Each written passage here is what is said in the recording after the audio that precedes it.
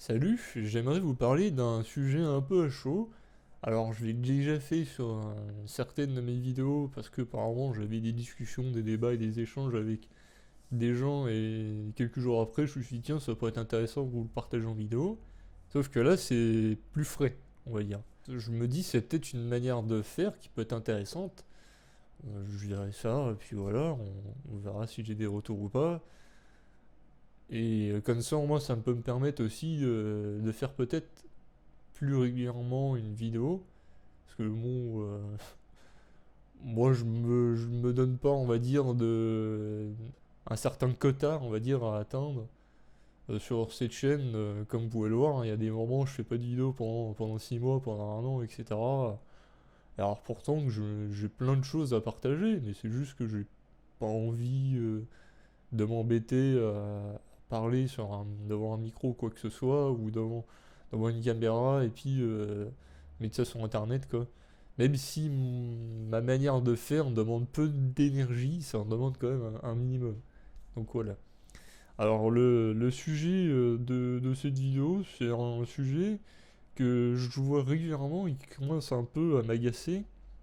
C'est les gens qui veulent débattre, mais qui n'acceptent pas d'être bousculés dans leurs certitudes et leurs habitudes.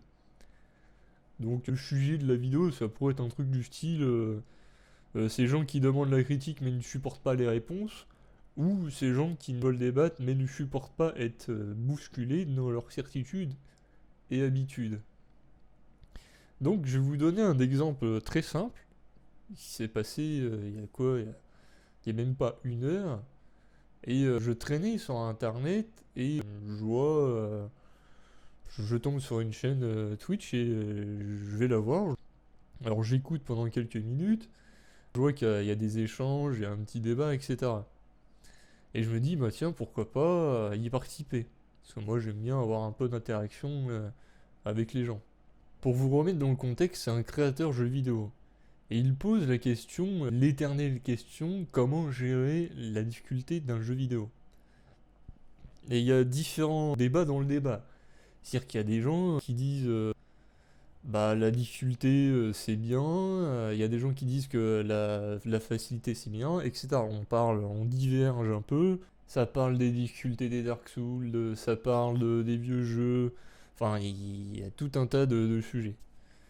Et on parle aussi de l'œuvre, on parle des modes, est-ce que c'est bien on va dire, de modifier l'œuvre originale avec des modes, etc.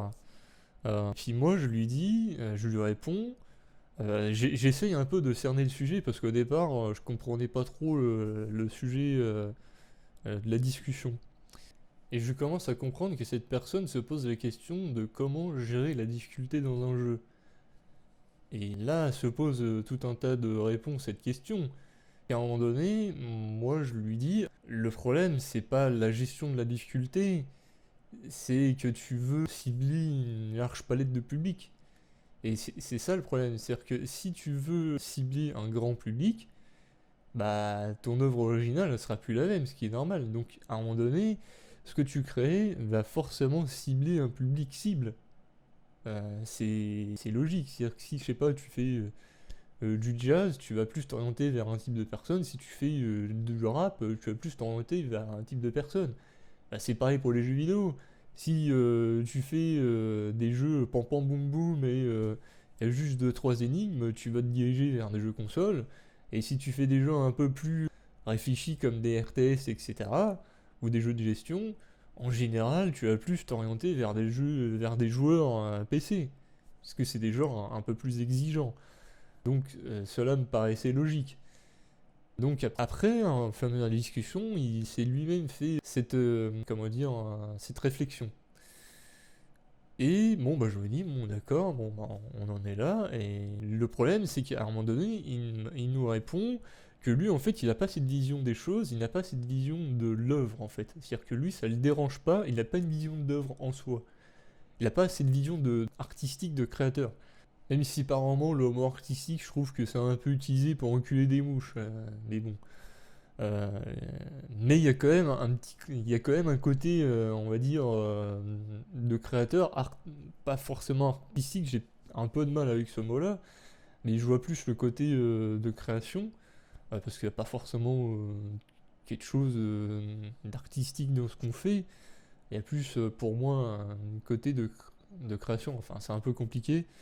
Il m'en manque peut-être des briques pour mieux expliquer ma pensée. Mais j'espère que vous comprenez ce que je veux dire. Et voilà, j'en reviens à ce que je disais. Donc, la personne disait qu'elle n'avait pas ce côté artiste, enfin d'œuvre plutôt. Et c'est là que je me dis, en fin de compte, puisque j'ai déjà entendu plusieurs fois ces discussions et ces échanges parmi divers créateurs dans ce domaine-là. Et je pense que c'est pareil aussi dans divers domaines, hein, que ce soit des livres ou des jeux vidéo ou quoi que ce soit.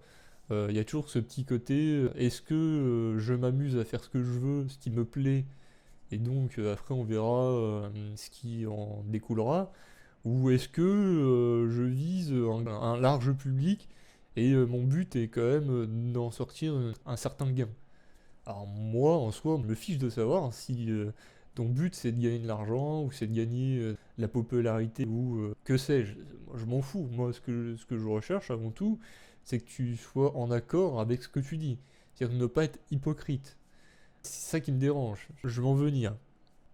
Et là, de ce que ça sous-entend pour moi, c'est que comme tu n'as pas de réelle vision sur ta création, bah, en fin de compte, c'est-à-dire que si tu trouves qu'une... imaginons, je sais pas, je vais prendre un exemple.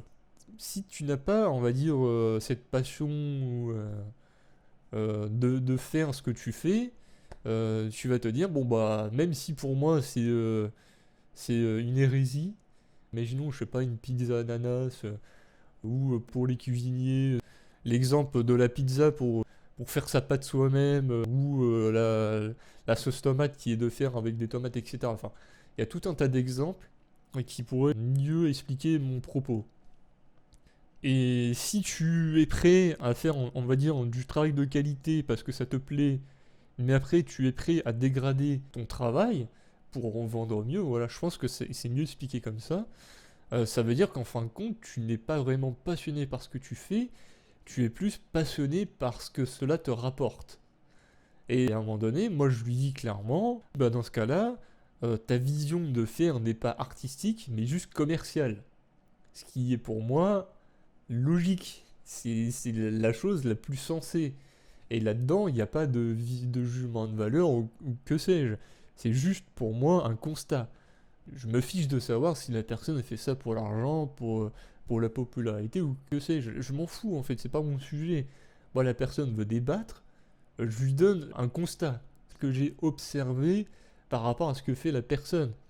On dit souvent que les gens te jugent sur ce que tu fais. Et ben là, c'est exactement ce que j'ai fait. C'est que j'ai jugé la personne sur ce qu'elle faisait. Et bien souvent, les gens ont un peu de mal avec le mot juger et le mot critique aussi. C'est-à-dire que ce que je remarque, c'est bien souvent que les gens ont un peu de mal avec la critique et le jugement. Mais dans ce cas-là, ne demande pas à débattre ou avoir un retour si tu n'aimes pas la critique et le jugement. Le jugement et la critique n'est pas forcément mauvais si elle est bien dite. C'est-à-dire que moi, ce que j'ai fait en retour, ce que je lui ai dit en retour, je lui ai juste dit, tu as une approche commerciale plutôt qu'artistique. Et ça ne lui a pas plu. C'est-à-dire qu'après, il m'a répondu, oui, mais c'est un jugement de valeur ce que tu dis. Je sentais qu'il était attaqué au plus profond de lui-même. Mais le pire dans tout ça, c'est qu'au départ, il avait demandé un débat sur le sujet. Et c'est ça qui me dérange avec beaucoup de gens, c'est le fait de demander à débattre sur un sujet, mais après tu n'acceptes pas la réponse des gens. Certaines personnes vont avoir une vision de la chose différente de la tienne. Donc si tu n'acceptes pas la critique, pourquoi tu demandes à débattre sur un sujet en fait? Il y a un truc qui me dépasse. C'est-à-dire qu'il y a plein de gens qui disent vouloir participer à des débats, mais après ils disent oh mais par contre oh c'est violent la réponse, hein, c'est du jugement de valeur ou quoi que ce soit. Bah à un moment donné, enfin oui, je vais pas te caresser dans le sens du poil quoi, ça me paraît normal. Et moi, ce qui me semble du jugement de valeur, ça sera pas forcément pareil pour toi. C'est-à-dire que moi, je suis habitué à confronter mes idées, à discuter avec les gens et à penser contre mes idées.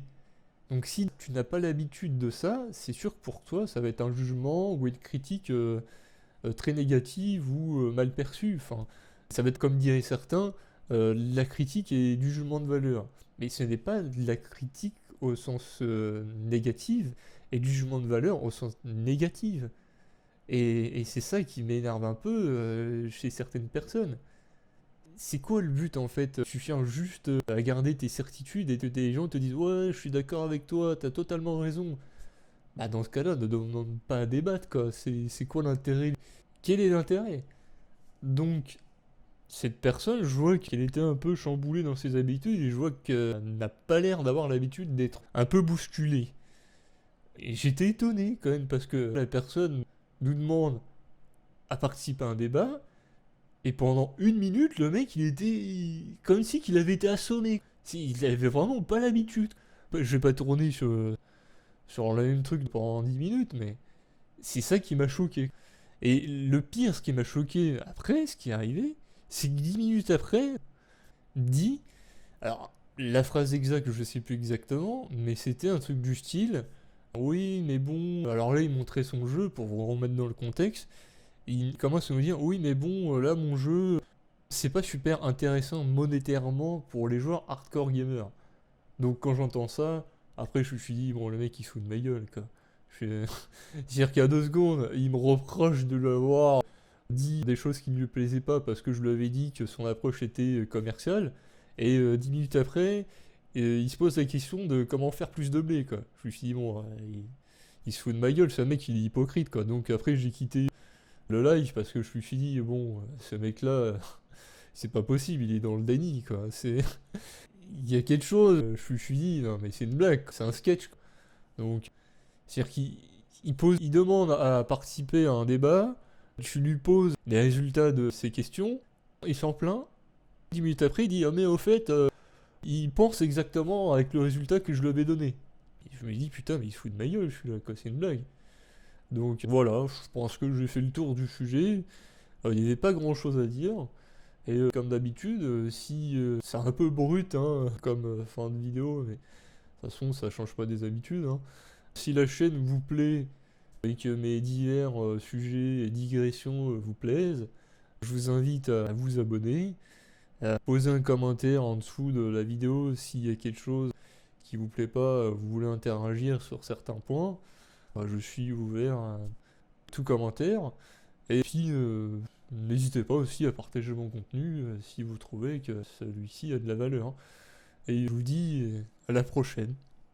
Je vous fais cette petite aparté à la fin pour vous dire que je m'excuse, comme d'habitude, de ma vidéo ou de l'audio catastrophique, puisque j'ai une éloquence assez horrible. Je me rends compte beaucoup des fautes de prononciation, d'orthographe, de grammaire, etc. Ce que je fais. Bien sûr, je ne fais pas ça quand je parle naturellement. Mais je sais pas, il y a ce petit côté quand tu parles, même dans une caméra ou dans un micro, il y a ce côté où tu perds tous tes moyens et t'arrives plus à parler. Et je me rends compte beaucoup de fois où je dis des et je ne parle pas correctement, certains mots je les mange, je ne les prononce pas correctement. Apparemment je dis pi alors que je devrais dire puis, etc. Enfin, il y a plein de mots que je pourrais même dire par moment une ou toute, alors que je devrais dire un ou tout. C'est des trucs tout bêtes, mais je sais pas, c'est juste du stress et puis je prends pas le temps de réfléchir, de raisonner. Parce que j'ai l'impression que le temps passe très vite, alors qu'en fin de compte, quand je regarde les retours de vidéos par moment, je me dis qu'en fin de compte, il s'est passé quoi? Une seconde, quoi. Alors que dans ma tête, c'était comme si que c'était passé beaucoup plus de temps. Donc je m'en excuse par avance. Et c'est la première fois qu'aussi que je mets autant de temps pour modifier, pour améliorer une vidéo ou un contenu.